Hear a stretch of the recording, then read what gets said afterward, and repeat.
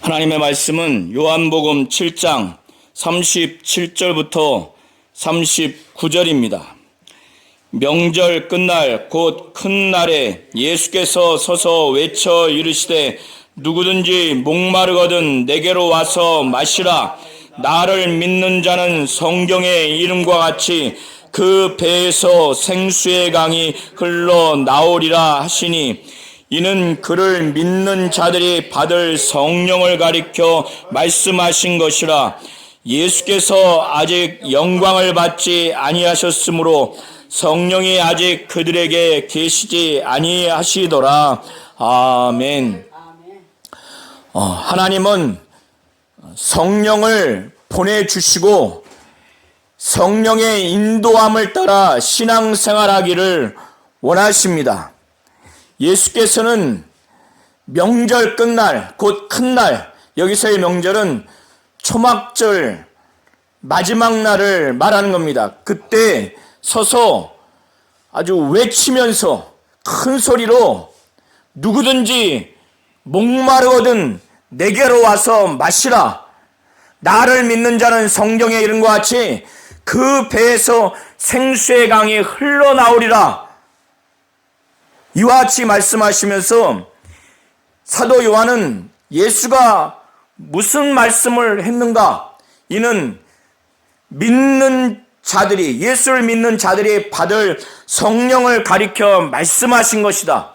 예수께서 아직 영광을 받지 아니하셨으므로 성령이 아직 그들에게 계시지 아니하신 것이라고 이렇게 사도 요한이 증거하고 있습니다. 예수께서 예루살렘에서 성전에서 가르쳤습니다. 그런데 이 초막절에 유대 지역 밖에 이방 지역에 사는 유대인들이 이 초막절을 지키기 위해서 많은 사람들이 모여들었어요. 그런 순례자들은 유대 종교 지도자들이 예수를 죽이고자 하는 그 음모와 계획에 대해서 그들은 알지 못해요. 그런데 예루살렘에 거주하고 있는 사람들은 유대 종교 지도자들, 곧 당국자들이 예수를 죽이려고 하는 음모와 계획을 잘 알고 있습니다. 그래서 이 예루살렘에 사는 그 사람 중에 어떤 사람들이 25절에 보면 어떤 사람은 원어로 복수예요. 어떤 사람들이 매우 당황스러운 상황을 보게 된 겁니다. 그것은 당국자들이 예수를 죽이려고 하는 음모와 계획을 이들이 잘 알고 있는데, 그런데 어떻게 성전에서 예수가 공개적으로 드러내면서 이렇게 가르치는가? 그렇게 가르치는 상황을 보고도 이 당국자들은 죽이려고 하는 그 모습이 전혀 아닌 거예요. 아무 말도 하지 않고 예수가 공개적으로 가르치도록 놔두는 이 장면을 보면서 매우 당혹스러운 거예요.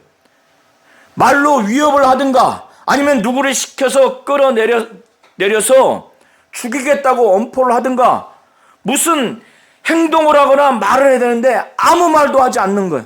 그러니까 이 예루살렘에 거주하는 유대인들이 매우 당혹스러운 거예요. 그래 이 당국자들을 향해서 비판적인 마음이 드는 거예요. 아무 말도 하지 않고 아무런 조치도 취하지 않고. 그래서 이들이 처음에는 예수를 죽이려고 하는 음모와 계획을 갖고 있다가 나중에는 이 예수로부터 받아들이는 어떤 증거로 인해서 이들이 참으로 예수를 그리스도라고 믿는 거 아닌가? 이런 의구심, 이런 의혹까지 들은 거예요. 그래서 이 당국자들이 예수를 그리스도라고 참으로 믿는가 보다. 그래서 자신들이 이 예수가 그리스도가 아니라고 하는 것을 유대 전승의 내용으로 반박을 합니다. 유대 전승에 의하면 그리스도가 올 때는 그가 어디서 오시는지 아는 사람이 없다. 이렇게 유대 민족에 대대로 전해 내려오는 내용이 있어요. 그리스도가 올 때는 누구든지 그가 어디서 오시는지 아는 자가 없다. 그런데 이 유대인들은 왜 이런 말을 하는가? 자기들은 이 예수가 어디서 오는지 알고 있다고 이 말을 하는 거예요. 그는 목수의 아들이고 그는 갈릴리 나사렛 지역에서 태어나서 자란 자라고 이렇게 생각을 하는 겁니다. 실제로 예수는 미가서 5장 2절에 보면은 이 메시아 그리스도는 베들레헴에서 태어나야 하는 겁니다. 예수는 실제로 베들레헴에서 태어났어요. 마태복음에 보면은 베들레헴에 태어났는데 그 구유에서 태어났는데 헤롯 대왕이 동방에서 오는 박사들의 그 얘기를 듣고 예수가 태어난 그 시점으로 해서 어린아이들을 다 죽였어요. 죽이라고 명령을 내려서 예수가 애굽으로 피난을 가서 결국에는 그의 아버지 고향인 갈릴리 나사렛에서 자랐어요. 그러니까 유대인들은 예수의 고향이 태어난 것이 갈릴리 나사렛으로 알고 있는 겁니다. 그래서 이 유대인들이 절대로 예수는 그리스도가 아니다라는 측면에서 나는 그가 어디서 온 줄 안다. 그러니까 나사렛에서 온 자라고 이렇게 자기들이 알고 있다는 거예요. 그리스도는 자기들의 유대 전승에 의하면은 어디서 오는지 아는 자가 없어야 되는데 자기들이 알고 있으니까 그리스도가 아니라고 이렇게 말하는 거예요. 성전에서 예수께서 막 가르치시다가 예수는 전지하신 분이시기 때문에 이들이 이렇게 말하고 있는 것을 훤히 알고 있는 거예요. 그래서 28절에 보면 헬라어 원어에는 운이라고 하는 그 접속사가 있는데 번역본에는 빠져 있어요. 이 유대인들이 이렇게 하는 말, 이런 자세를 알고 나서 예수께서는 그러므로 예수께서 성전에서 가르치시는 중에 이들이 자기가 어디서 온 걸 안다고 하니까 예수께서 너희가 나를 알고 내가 어디서 온 줄 알거니와, 그러니까 외관상 그들이 안다고 하니까 그거를 육신적으로는 예수가 실제로는 베들레헴 출신이지만 그들이 갈릴리에서 온 걸 안다고 말을 하는 측면에서 안다고 하니까 나를 알고 내가 어디서 온 줄 알거니와, 하지만 나는 스스로 온 것이 아니라 나를 보내신 이는 참되시다. 여기서의 참되신이라고 하는 헬라어 원어는 신실하다 이런 의미가 아니라 나를 보내신 이는 실제하신다. 실제 존재하신다. 그러니까 나를 보내신 이가 실제 존재하시는 분이에요. 그 존재하시는 분이 나를 보내신 거예요. 그런데 나를 보내신 이가 참되시니 그가 실제 존재하시는 분이신데 너희는 알지 못해. 그러나 나는 알아.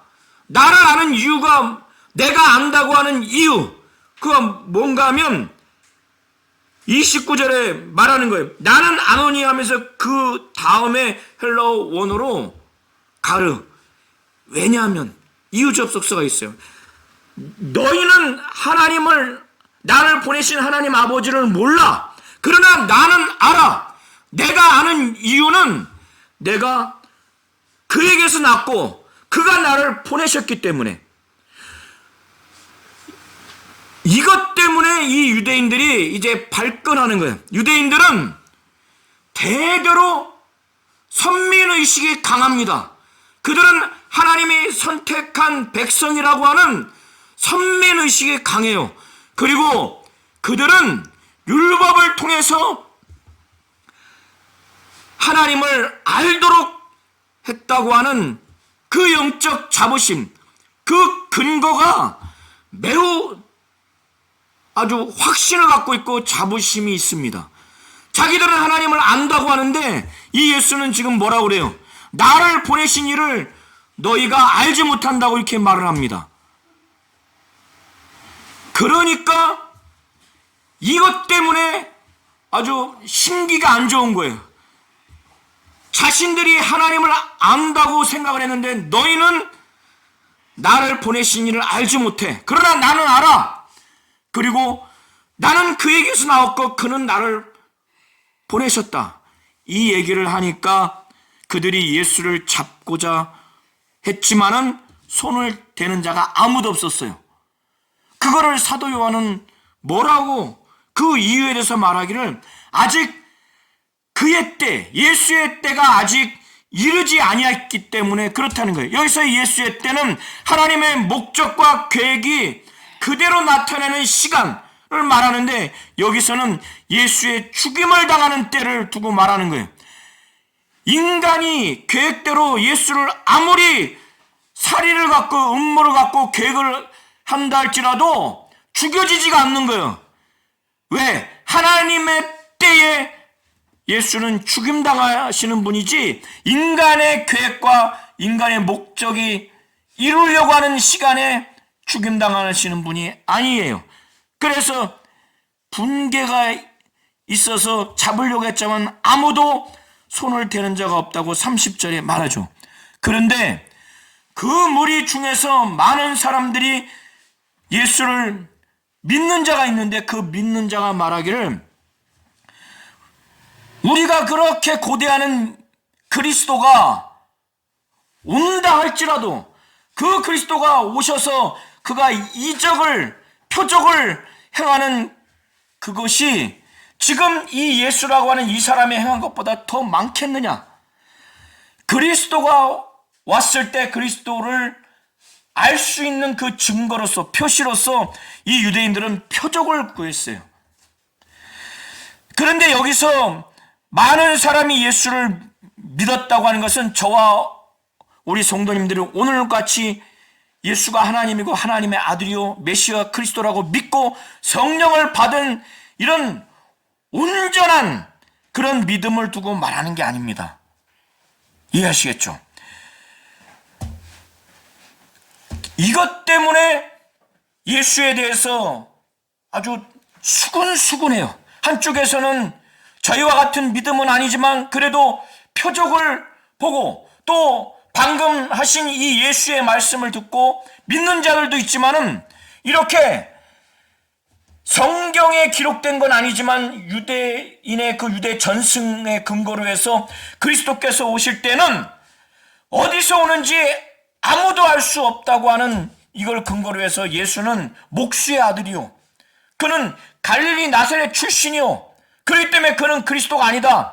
이렇게 두 그룹으로 나뉘었기 때문에 무리들이 모여서 막 서로 옥신각신하지 않겠어요? 수근수근 된단 말이에요.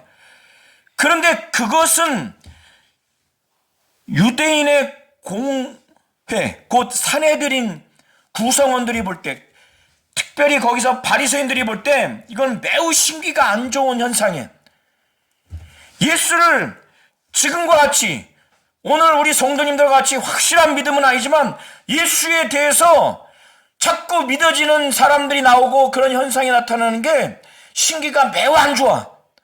차라리 그들을 그 예수를 대적하는 자들로 가득하면은 괜찮지만 그러니까 예수에 대해서 무리가 수근거리는 것이 바리새인들에게 들리는 거예요.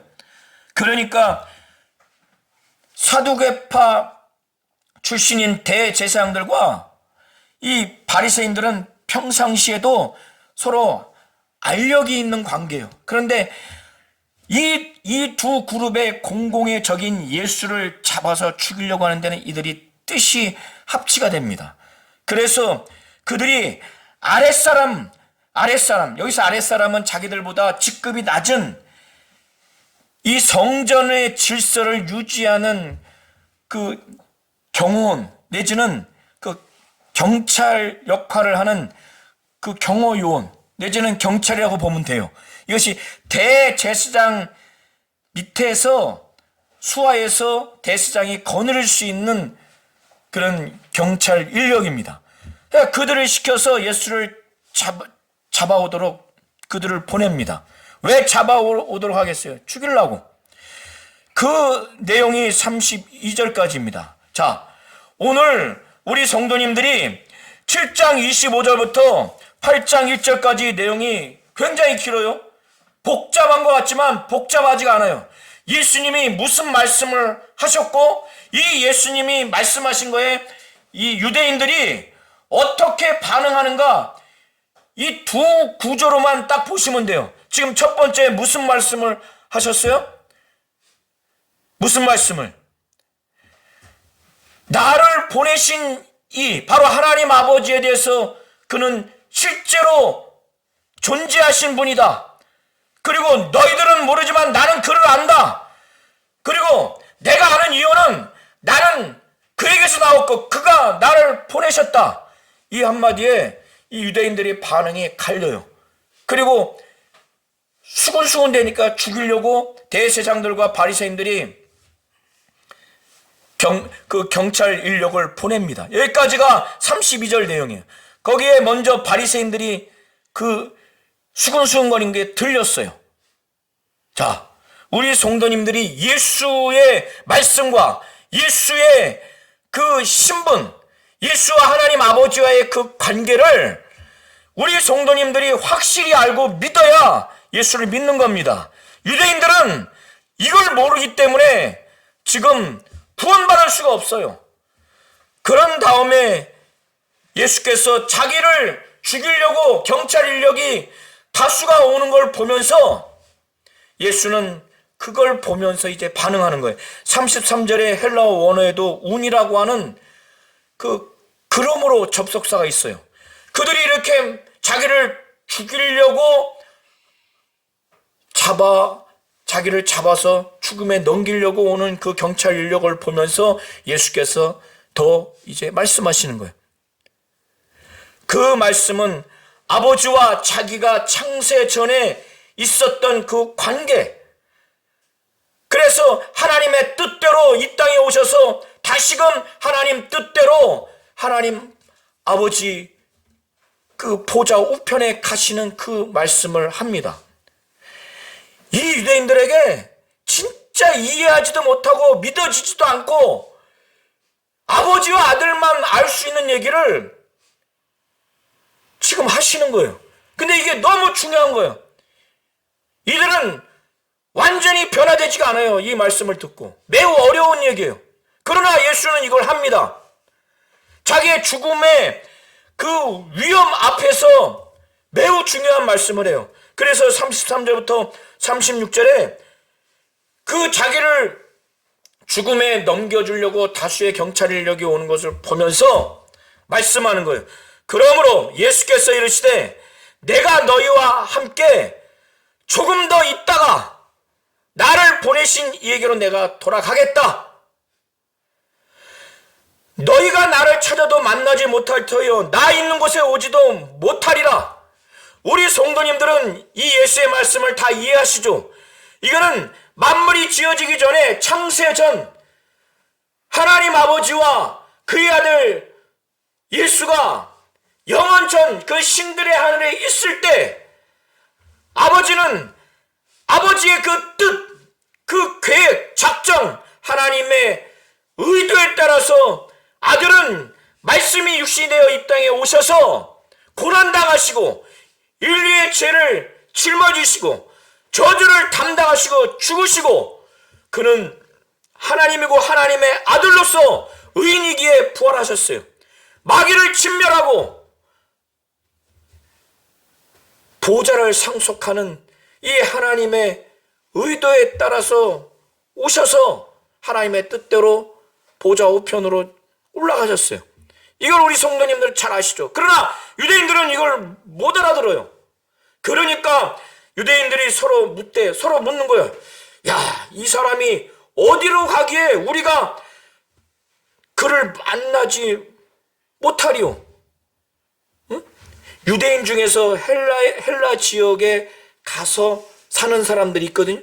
그 사람들을 표현하기를 헬라인 중에 흩어져 사는 자들에게로, 그러니까 여기서 헬라인 중에 흩어져 사는 자들은 그 헬라 지역에 이동해서 사는 유대인들을 말하는 거예요. 그러니까 디아스포라 유대인을 두고 말하는 겁니다. 그들에게 가서 그 헬라 지역에 사는 헬라인들을 가르칠 터인가? 약간 비꼬듯이 말하는 거예요.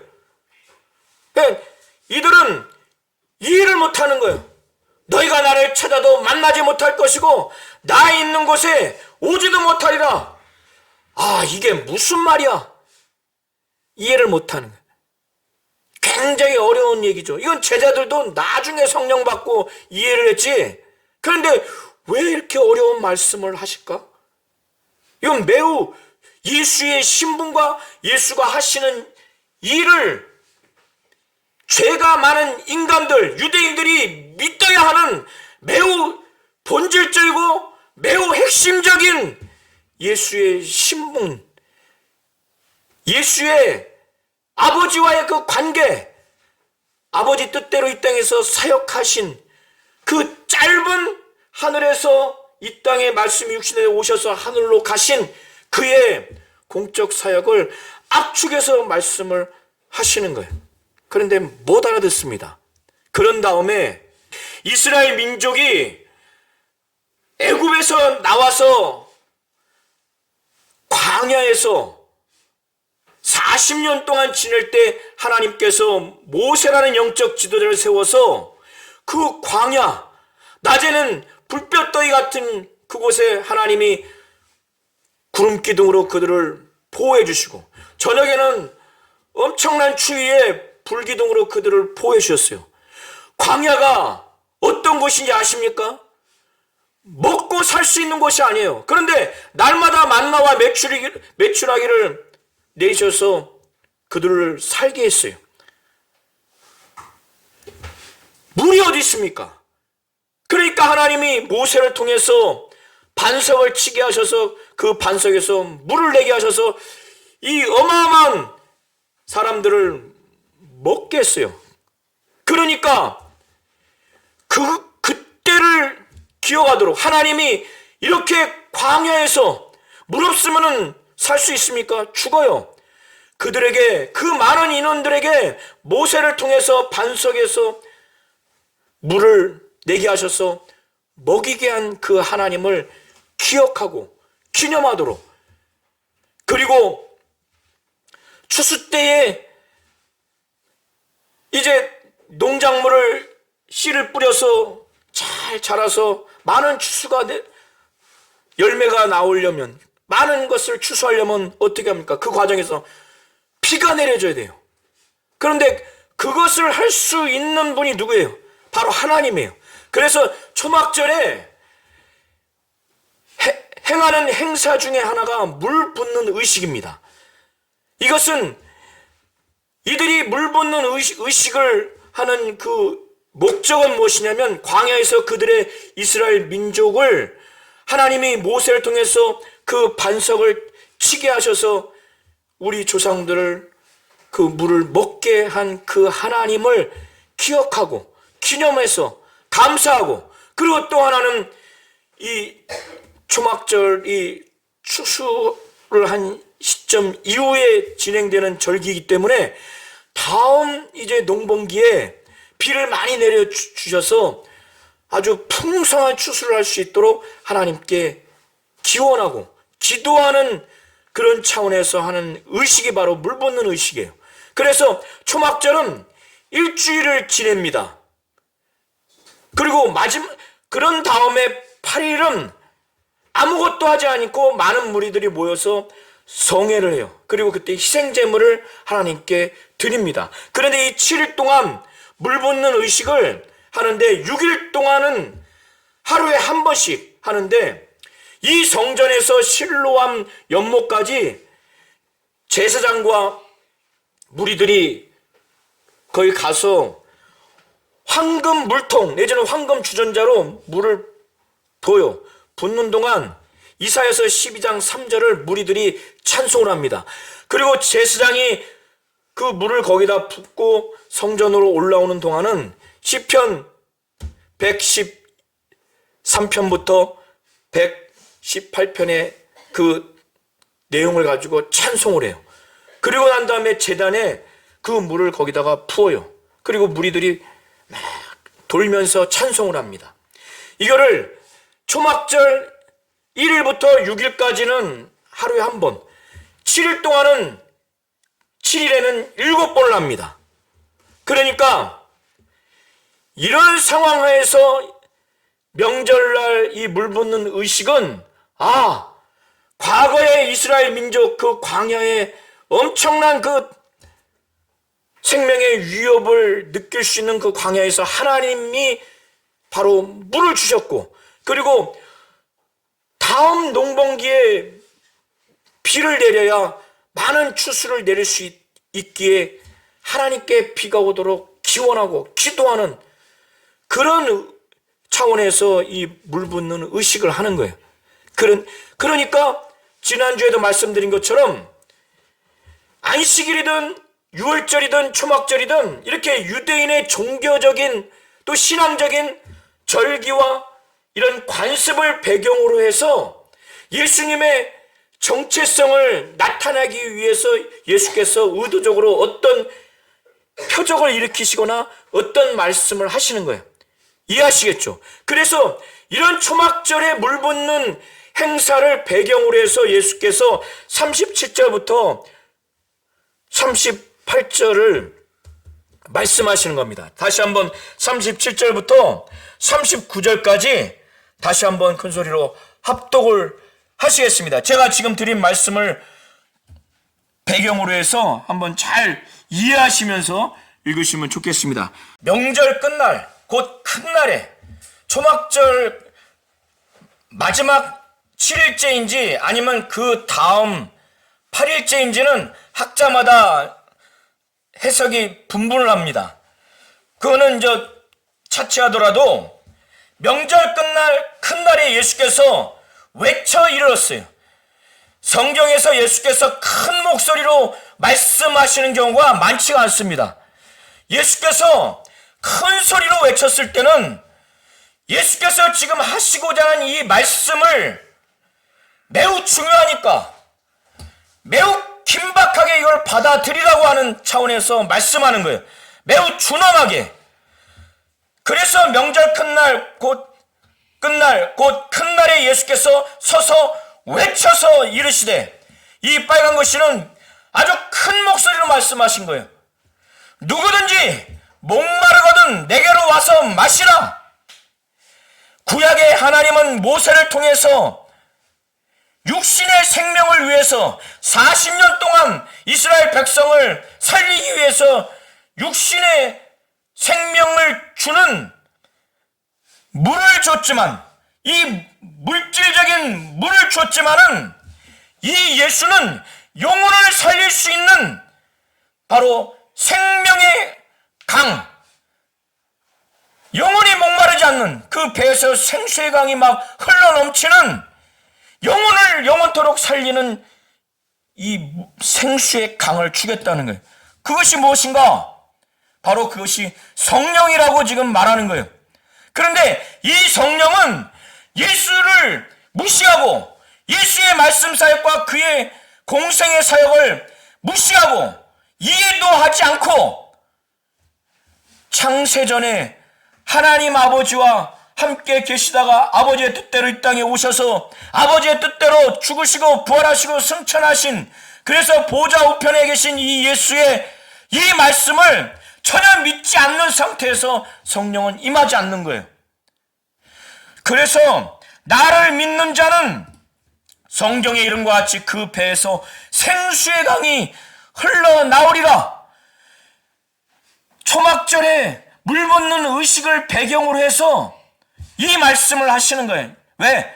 그 의식을 이미 7일 동안 다 거행했기 때문에 이게 무슨 말인지 잘 이해할 수 있기 때문에 누구든지 목마르거든 내게서 와서 마시라.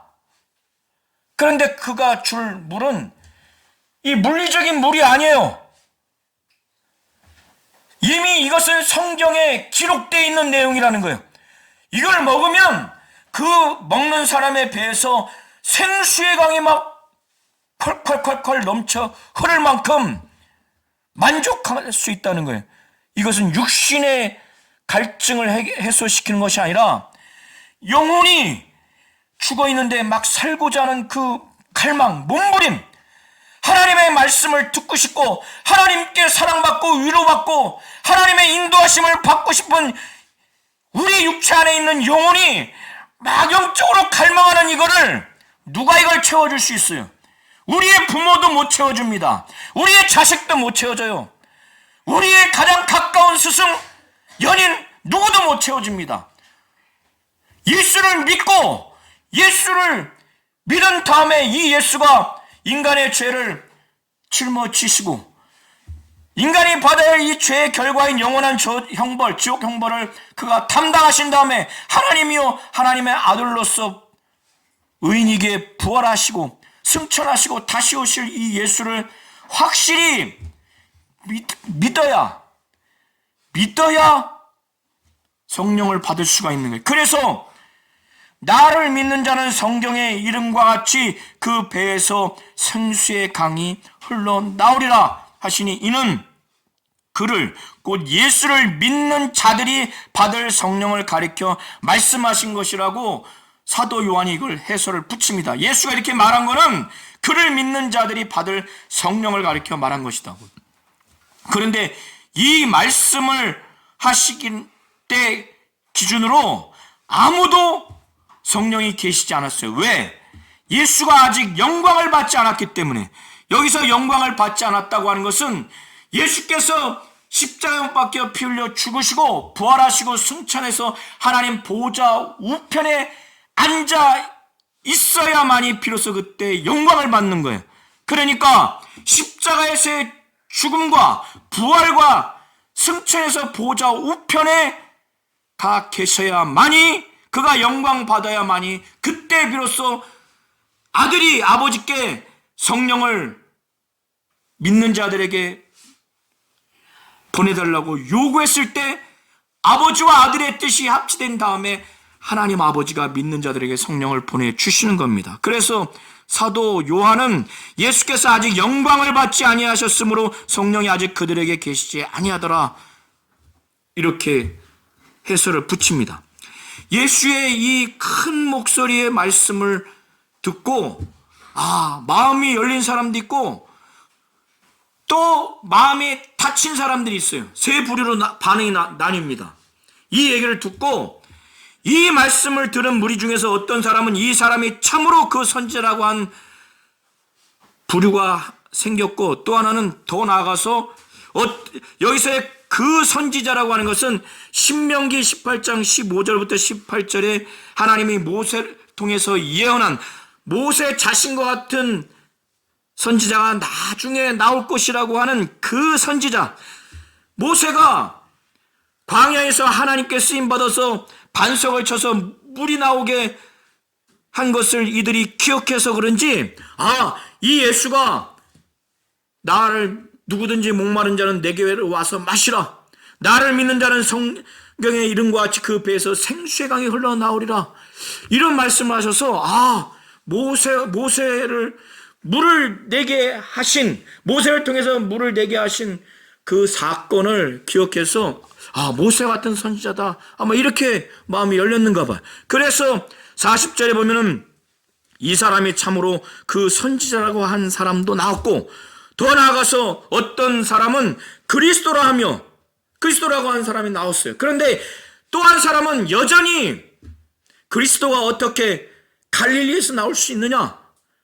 성경에 이르기를 성경에 기록되어 있기를 그리스도는 다윗의 자손으로 다윗이 살던 그 마을 베들레헴에서 나오리라 하지 아니하였느냐? 그러니까 이 예수의 말씀을 듣고 이렇게 세 부류의 사람이 나온 거예요. 그러면 이 세 부류의 사람이 그 앞에 있을 때 평온하겠습니까? 분쟁이 생겨요. 분리가 생긴 겁니다. 예수로 말미암아 무리 중에서 쟁론이 됐다고 하는 것은 쟁론이라고 하는 건 원어에 서로 분쟁이 됐다는 거예요. 이렇게 나뉘어졌다는 겁니다. 그러니까 그 중에서 여전히 예수에 대해서 적대적이고 그를 메시아 그리스도 내지는 그 선지라고 믿지 않는 사람은 당연히 그를 잡고자 하겠죠. 그래서 44절에 그 중에는 그를 잡고자 하는 자들도 있으나 손을 대는 자가 없었더라. 30절에 기록된 것처럼 아직 하나님의 때, 예수의 때, 하나님의 작정한 때가 아니기 때문에 신기가 안 좋더라도 실제로 잡으려고, 그래서 죽음에 넘기려고 하는 행동은 되지가 않는 거예요. 하나님이 역사하시는 때가 아니기 때문에. 이해하시겠죠? 자, 여기에서 예수께서 자기를 믿고 성령을 받아라. 그래서 영적인 갈망이 채워질 것이다. 이런 핵심적인 내용으로 누구든지 목마르거든 내게로 와서 마시라. 나를 믿는 자는 성경의 이름같이 그 배에서 생수의 강이 흘러나오리라. 이 말씀을 했는데 또 사람들이 세 부류로 나눠져서 또 분쟁이 생긴 거예요. 자, 여기서 이들이 그 선지자라고 믿었다 할지라도, 그리스도라고 믿었다 할지라도 이후에 보면 이들의 믿음도 오늘날 저와 성도님들과 같이 온전한 믿음은 아니에요. 이렇게 예수의 말씀, 매우 중요한 말씀, 이 말씀 앞에 이들의 반응이 이렇게 나뉩니다. 그런 다음에 45절부터 52절을 우리 성도님들의 눈으로 보시면 이런 상황 가운데서 대제사장들과 바리새인들로부터 명령을 받아서 예수를 잡아와, 죽이기 위해서 잡아와 명령받은 그 아랫사람들, 경찰 인력들이 예수의 말씀을 듣고 이들의 심령이 확 변화가 됐어요. 사실 이 사람들은 레위인 출신들입니다. 레위인들은 율법을 잘 알아요. 그러니까 자기들이 지금까지 율법을 배워왔고 서기관들을 통해서 율법을 해석한 메시지를 들어봤지만은 예수의 말씀은 이게 사람 같지가 않은 거예요. 예수의 말씀을 들을 때 그 예수를 통해서 권위와 권세와 능력, 그 권능을 느끼지 않겠어요? 그러니까 이들이 완전히 변화된 거예요. 여기서의 변화도 우리 성도님들과 같은 온전한 변화는 아닙니다. 이들이 얼마나 변화됐는지, 예수를 잡으라고, 죽이려고 잡으라고 명령받았는데 그들이 예수를 잡아오질 않아. 이렇게 되면 어떻게 되는 줄 알아요? 이 당시에 신변의 위협을 당하거나 자기 가족의 생계가 지장이 될 수도 있어요. 명령을 거부할 정도로 예수의 말씀을 듣고 변화된 거예요. 그래서 예수를 잡으면 안 되겠다. 자기 혼자가 아니라 여러 경찰 인력들이 다 뜻이 하나가 된 거예요. 그래서 대제사장들과 바리새인들에게 갔는데 대제사장과 바리새인들이 이게 완전 이제 미칠 노릇이지. 그러니까 45절부터 한번 보세요. 그들이 묻되 어찌하여 잡아오지 아니하였느냐? 이게 화가 난 거야, 이게. 그러니까 그 경찰 인력들, 아래 사람들이 대답하는 거예요. 뭐라고 하는가? 그 사람이 말하는 것처럼 말한 사람은 이때까지 없었다. 예수가 말하는 그 말씀에 완전히 변화된 거예요. 이게요, 불가능한 상황인데 이렇게 된 겁니다. 자기 신변에 위협을 당할 수도 있고 자기 가족까지 생계가 지장을 받을 걸 감안하고 이렇게 한 거예요. 그러니까 바리새인들이 대답하는 거예요. 너희도 미혹되었느냐? 예수에게 미혹되었느냐? 그 의미에 미혹되었느냐? 이 사람들이 레위 지파 사람들이에요. 레위인들이란 말이에요. 이들은 율법을 잘 아는 사람들이에요. 그러니까 이들이 이렇게 말하는 걸 보고 뭐라고 말하냐면, 당국자들이나 바리새인 중에 그를 믿는 자가 있느냐? 예수 믿는 자가 있어? 이게 무슨 말이냐면, 당국자들과 바리새인들은 구약을 잘 알아요. 율법을 잘 아는 사람들이에요. 구약을 잘 알고 율법을 잘 아는 사람 중에서 그 예수를 믿는 자가 있느냐? 너희는 지금 레인인데 너희가 지금 미혹돼가지고 너희들의 지금 행태가 옳지 않다는 거예요. 구약을 잘 알고 율법을 잘 아는 당국자들과 바리새인 중에 그를 믿는 자가 있어? 그러니까 지금 이 경찰 인력들이 비정상적이라는 거예요. 미혹된 거라는 거예요. 그러면서 이제 그들에게 저주를 말합니다. 악담을 말해요. 49절에 이 경찰 인력 포함해서 그 예수를 믿는 자들을 전체를 향해서 율법을 알지 못하는 이런 자들, 율법을 알지 못하는 이 무리는 저주받은 자로다. 이렇게 악담을 퍼부어요. 그러니까 예전에 그 요한복음 3장에 보면은 저녁에 조용히 예수님께 왔던 그 니고데모라고 하는 사람이 이렇게 경찰 인력이 예수의 말씀을 듣고 잡아오지 않은 그들을 향해서 이 바리새인들이 율법대로 이 사건을 처리하지 않는 걸 보면서 이의제기를 하는 거예요. 뭐라고 말하냐면 우리 율법은 사람의 말을 듣고 그 행한 것을 알기 전에 심판하느냐? 심판하지 않지. 그렇지. 이의제기를 하는 거예요. 사실 니고데모가 예수에 대해서 아마 믿으려고 하는 마음이 있겠죠.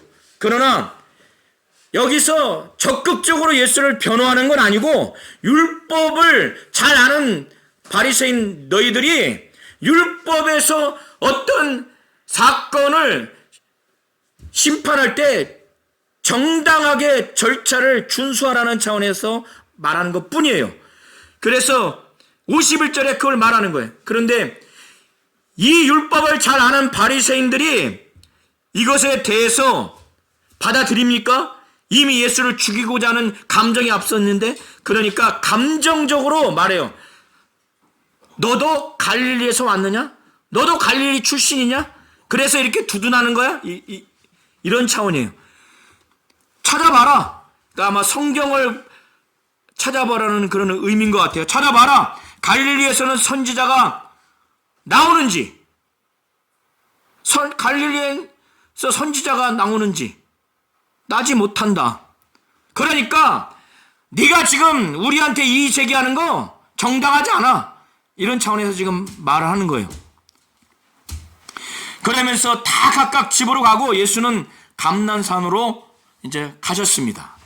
오늘 요한복음 7장 25절부터 8장 1절까지 우리 성도님들이 잘 아셔야 할 것은 예수께서 결과적으로 유대인들이 이해하지도 못하고 믿지도 못하는 매우 어려운 말씀, 제자들도 이해하지 못했고 믿지 못했던 말씀을 하신 거예요.